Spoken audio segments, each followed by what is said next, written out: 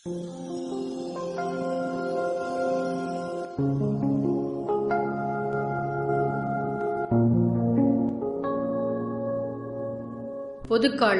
32வது வாரம் புதன்கிழமை. முதல் வாசகம் சாலமோனின் ஞான நூலிலிருந்து வாசகம். அதிகாரம் 6, இறை வார்த்தைகள் 1 முதல் 11 வரை. மன்னர்களே, நான் சொல்வதற்கு செவி சாய்த்து புரிந்து கொள்ளுங்கள். உலகின் கடை எல்லை வரை நீதி வழங்குவோரே கற்றுக்கொள்ளுங்கள். திரளான மக்களை ஆள்வோரே, பல மக்களினங்களை பற்றி பெருமை பாராட்டுவோரே, எனக்கு செவிசாயுங்கள். ஆண்டவரிடமிருந்தே உங்களுக்கு அதிகாரம் வழங்கப்பட்டது. உன்னத இறைவனிடமிருந்தே உங்களுக்கு ஆட்சியுரிமை கிடைத்தது. அவரே உங்கள் செயல்களை சோதித்து அறிபவர். உங்கள் திட்டங்களை ஆராய்பவரும் அவரே.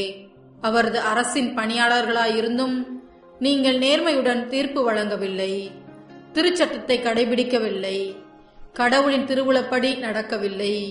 கொடுமையாகவும் விரைவாகவும் அவர் உங்கள் மேல் வருவார்.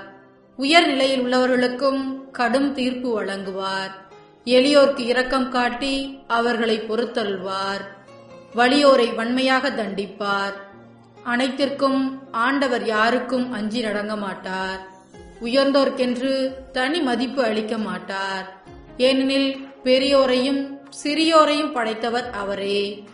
எல்லாரும் ஒன்று என எண்ணி காப்பவரும் அவரே. அவர் வலியோரிடம் கண்டிப்பான கணக்கு கேட்பார்.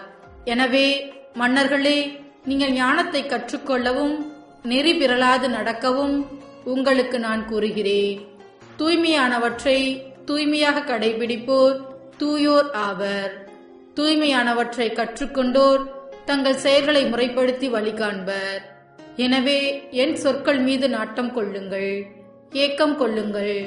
நீங்கள் அவற்றால் நற்பயிற்சி பெறுவீர்கள். இது ஆண்டவர் வழங்கும் அருள்வாக்கு. இறைவா, உமக்கு நன்றி.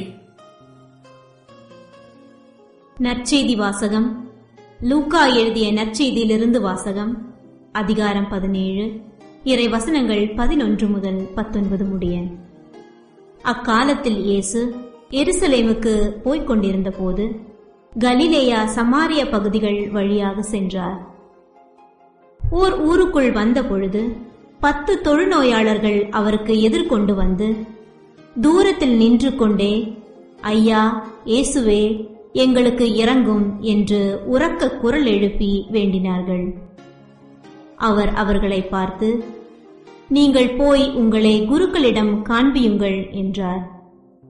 அவ்வாறே அவர்கள் புறப்பட்டு போகும்போது அவர்கள் நோய் நீங்கிற்று.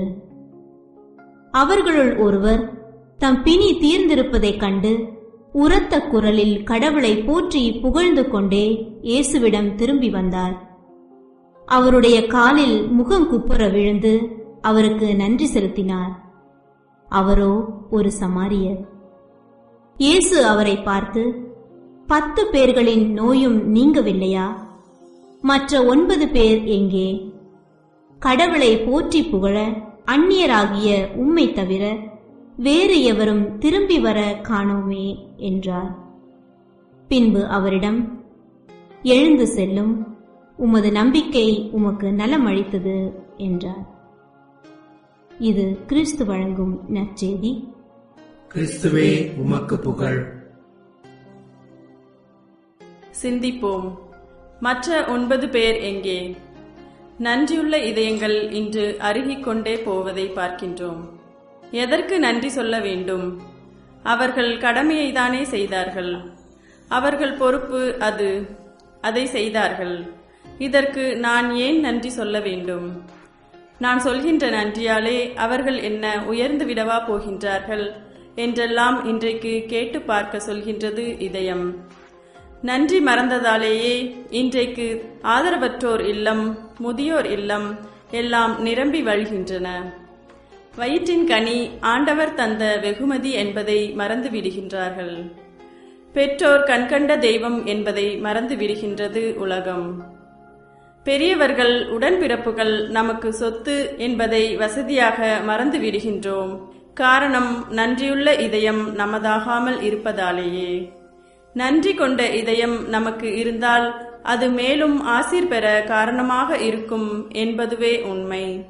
சுகம் பெற்றவர்கள் திரும்ப வந்திருந்தால் அந்த சமாரியருக்கு திரும்ப கிடைத்த ஆசீர் அவர்களுக்கும் கிடைத்திருக்கும் அல்லவா? நன்றியுள்ள இதயத்தை நமதாக்கிக் கொள்ள வருந்தி முயல்வோம். மன்றாட்டு. இறைவா, நாங்கள் உமக்கு எந்நாளும் நன்றி செலுத்துகின்ற வரம் தந்தருளும். ஆமென்.